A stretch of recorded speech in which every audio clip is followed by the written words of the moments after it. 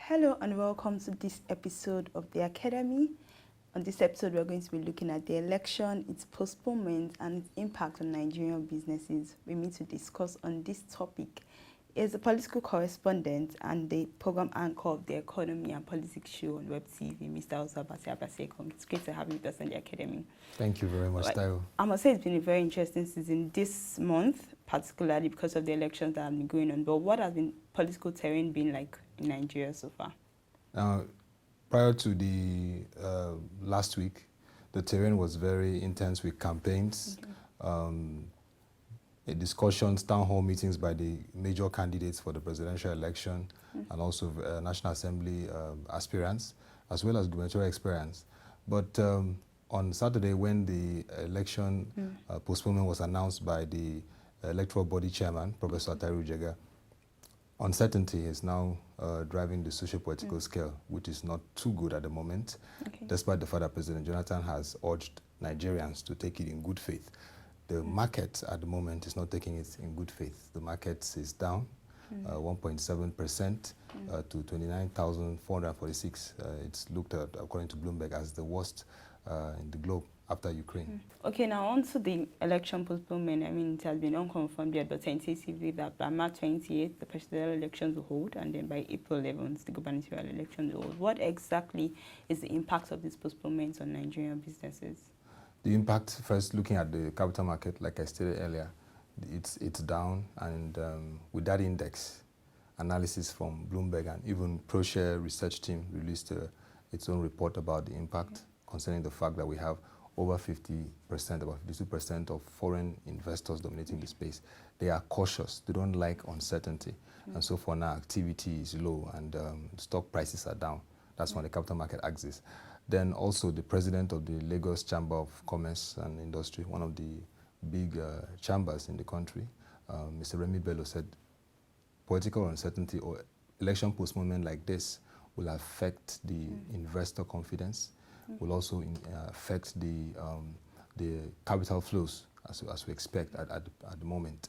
Also, you can see that even at the micro level, programs, activities, even to base things like, or relevant things like weddings, which has a lot of businesses tied to it, like decorations, catering and all that, are going to be affected because they have to reschedule them and scale them. Also, the aspect also that it will really affect is the currency value. Our currency value now is on the verge of going to 200 naira to a dollar, and that will need the central bank to intervene when it gets to the 200 band. And that will be very, very impactful on the businesses because, you know, Nigeria has is an import-driven economy, and this is going to be a trying time due to this postponement. So we thought, like President Jonathan said to Nigerians, that we should take it in good faith, but the markets and, of course, the general indicators are not taking it in good faith. Okay. But looking at the economy and businesses, I mean, there are some countries that have been against us postponing the elections, for example, the USA. Has this in any way affected us in terms of business and importations? Yeah, you know, when you look at the fact that UK and US are among our leading partners, yeah, it's just a call for caution because the investors from the US and UK will be very cautious now, even the EU. Even the United Nations Secretary General, Mr. Ban Ki-moon, once again made a statement on this postponement, urging the major candidates to respect the peace accord and also ensure that this election timetable is not rescheduled again. So all the key players globally are concerned because the Secretary of State for US, John Kerry's statement was that they were disappointed with the postponement. You know, he came to Nigeria, he visited President Jonathan, visited General Muhammadu Buhari. And so on the record, President Jonathan assured that it will not be postponed. But, you know, the reasons citing insecurity and the need to clamp down on the 3 terror-prone states being the issue is something that everyone is very cautious of that reason. And I will also bring to the fact that even the informal sector in those 3 states, Yobe, Adamawa, and Yobe, Adamawa, and Borno will be affected because as the military is going there, those activities at the informal level would be on a halt. for the 6 weeks operations of multinational, because Chad and Niger are sending troops alongside Cameroon to support Nigeria. Okay, but in terms of security, has this affected businesses as well, this election period? Yeah, because, you know, apart from the media will still be enjoying engagement because, of course, campaigns will go on, discussions and all that. PR will still enjoy printing, but other businesses would be experiencing capital inflow challenges. There would be investments are always key in the first quarter, and investment decisions are taken in the first quarter to set the whole year. For now, investments into the country, though we are the best investment destination in terms of ratings by WSJ, other key indicators, investments are being on the cautious level into Nigeria, and that's going to affect businesses, both in capital, money market levels. Yeah, that's a challenge. Okay, now I'd like us to move over to the political sphere in particular. I mean, the aspirants have come up with different promises and agenda, but what exactly are these promises and agenda? There are policies and strategies from the aspiring presidential candidates and gubernatorial candidates. Yeah, in terms of the political promises for the nation, that's if this in terms of business. Is business now. Yeah, looking at President Jonathan, the PDP, he made a promise of 2 million jobs a year. That's by 2019, if he's voted, he will create 8 million jobs. Those are very hefty or huge promises, but infrastructure, which is talked about doing in various parts of the country, the issue of providing the enablers, what he has promised in several states. If those things are actualized, it can be achieved, but 8 million jobs on the real sense is very huge promise. But from the APC angle, they promised 720 jobs per year, looking at encouraging the small, medium enterprise. Both campaigns, both aspirants have assured in various places, particularly Jabari, when he went to the Southeast, promised that he's going to ensure that power sector is fully effective, optimized to help the enterprising nature of the people from the Southeast, the Igbos, who are people that are known for business, and that will be a key indicator for good for our country. For President Jonathan, you know, there's this Shopee and the UWIN initiatives which they've been touting, but though it has been going through assessment, if it has been really impactful, he talks about the fact that he's going to continue to ensure that funds are allocated to the SME body, SMEDAN, and of course the Bank of Industry will be empowered more to fund small and medium enterprises. So looking at both candidates, yes, they've made promises. If you look at ProShare analysis of the collection of promises, ProShare NG side, they've really done a good work in collecting those promises. But for me, I believe that both have made those promises and promised to focus on the small, medium enterprises. But the actualization has been the key issue. Professor Soludo, in his article, Beyond Buhari and Jonathan, said that, you know, both the PDP candidate, President Jonathan, and Buhari, we need to see a coherence in their plan for business, credible and coherent plan. And that those are the things that we see lacking at the moment. Politicians always make promises, but breaking down the analysis is always a challenge. Compared to the campaigns of President Obama and Governor Romney in the US last election, they had, that was 2012. They went down even to tax.